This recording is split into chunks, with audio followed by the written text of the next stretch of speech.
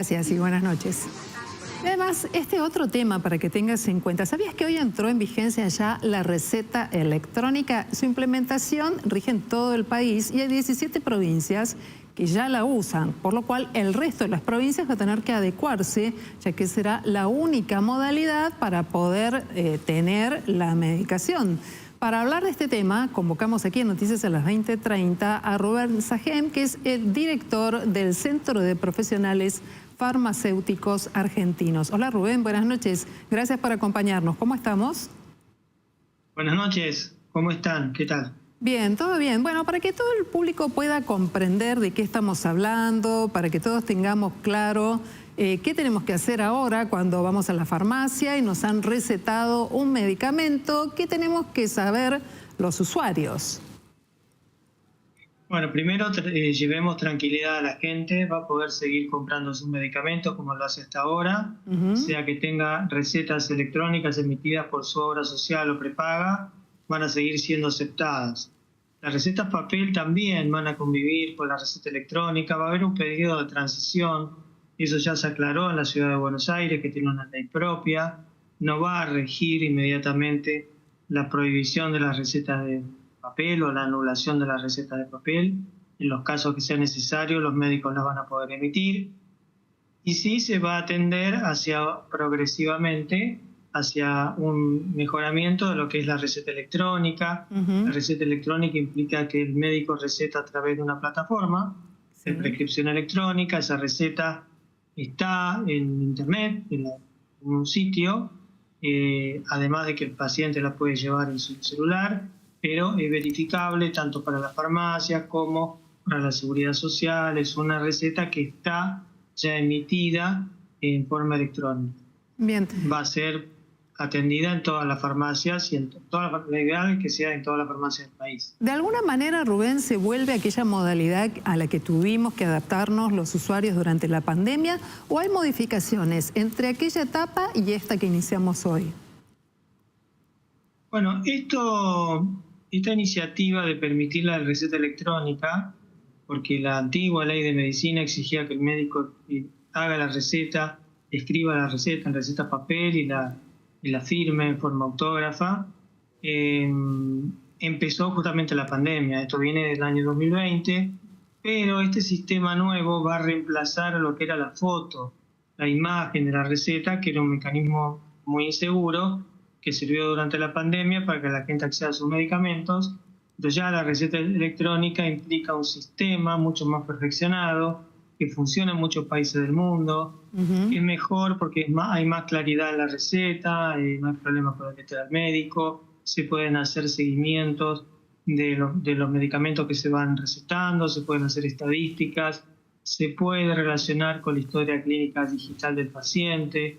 Es decir, hay una serie de beneficios, pero, insisto, no va a ser como dio a entender el gobierno en un primer momento, que solamente a partir de hoy se pueden presentar recetas digitales. No es así. Todavía el sistema hay que desarrollarlo, hay muchas cosas que faltan implementar.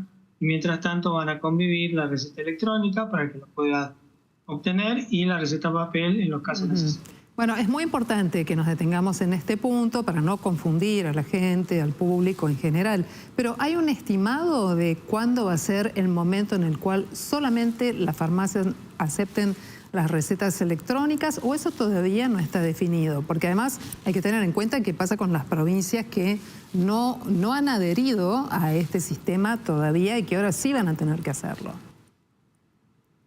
Ese es el problema. Cada jurisdicción puede avanzar en la implementación de la receta electrónica.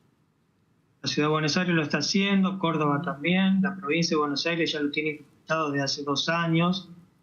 El problema es que después hay que hacer interoperable todos los sistemas, porque una persona que vive en la Ciudad de Buenos Aires puede viajar a Mar del Plata, puede viajar a Córdoba, puede viajar a Mendoza, y la receta digital o electrónica que tenga le tiene que servir en ese distrito donde va.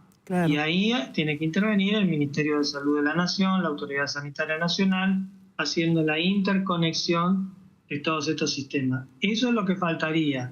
Después el sistema se puede perfeccionar en 3, 4 meses Y, insisto, como pasa en la provincia de Buenos Aires, como pasa en otros distritos que tienen implementada la receta electrónica, convive con la receta papel. No hay por qué abandonar la receta papel, sino seguir haciendo una migración hacia que haya cada vez más recetas electrónicas. Bueno, estábamos pensando especialmente en aquellas personas de muy avanzada edad que se manejan solas y que por allí puede llegar a prestarse a confusión el sistema cuando lo que se necesita es que sea muy claro, muy simple y que no genere problemas, ¿no? Sino que facilite el acceso a los medicamentos. ¿Hay algún mensaje especial para ellos?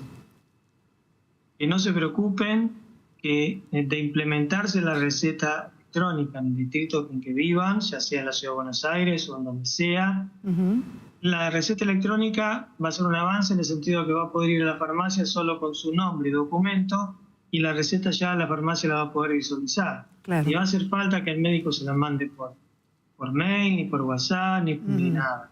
Ya queda ahí. Puede llevar una receta. Claro, puede llevar la receta electrónica impresa, si le da más seguridad de eso, y ya con los datos de la receta y los datos de la persona, la farmacia la puede ubicar. Claro, es más fácil. Pero va a ser una tendencia a que sea más fácil, no más difícil. Claro. Que no se tenga que trasladar incluso hasta el médico. El médico le va a poder hacer una teleasistencia, atenderlo a distancia y enviarle la receta a la farmacia directamente. Bueno, es importante entonces también tener en cuenta estas cuestiones. Pero hagamos un repaso. ¿Qué tiene que contener una receta electrónica para ser considerada formal y oficial? ¿Cuáles son los requerimientos? Bueno, partamos de la base de que todas las plataformas que hoy emiten recetas electrónicas están aprobadas por el Ministerio de Salud y todas tienen los datos necesarios. No se puede emitir la receta si el médico no completa todos los datos. Rubén, nosotros estamos viendo exactamente en esta placa los requerimientos para que una receta sea considerada formal, que sea oficial. Identificación del profesional de la salud. Arrancamos por allí. El nombre, la matrícula, la profesión. El médico, ¿no? O el odontólogo, sí. Luego tenemos que conocer la especialidad, el domicilio del consultorio, imagino que debe ser esto. Y cuando se refiere a código de barras, ¿de qué estamos hablando? Hay un código de barras que permite la lectura de la receta y la identificación. Perfecto. La receta tiene su propia identificación. Obviamente, después también tenemos que identificar a los pacientes. El nombre, la obra social, tal vez la empresa de medicina prepaga y los datos de fecha de nacimiento, el DNI, el género, el sexo, ¿verdad? Perfecto. Por supuesto que también tenemos que tener en cuenta la cuestión central, que es observar cuál es el medicamento que finalmente el profesional de la salud le pide a su paciente. ¿Y ahí con qué vamos? ¿Hay que tener el nombre genérico o puede ser el nombre del medicamento? ¿Qué te parece a vos? No, ahí es importante destacar esto. Todos estos campos que venís mencionando tienen que estar completos, si no, el médico no puede emitir la receta. Y acá justamente lo primero que pide es el nombre genérico o denominación común internacional, el nombre científico del medicamento, ¿sí? Del principio activo. Y con eso el paciente o quien usa el medicamento puede pedir todas las alternativas de precios para elegir la más económica. Luego vamos a la presentación, sí, perdón. Claro. Si bien el médico puede, está un poco más abajo, incorporar una marca comercial siempre es opcional. Es el paciente o la persona que compra el medicamento quien elige qué marca comprar y el precio que más le conviene. Bueno, después nos quedan las formas, el tipo de medicamento, grajea, gotas, etcétera, etcétera, y alguna otra cuestión más, ¿no?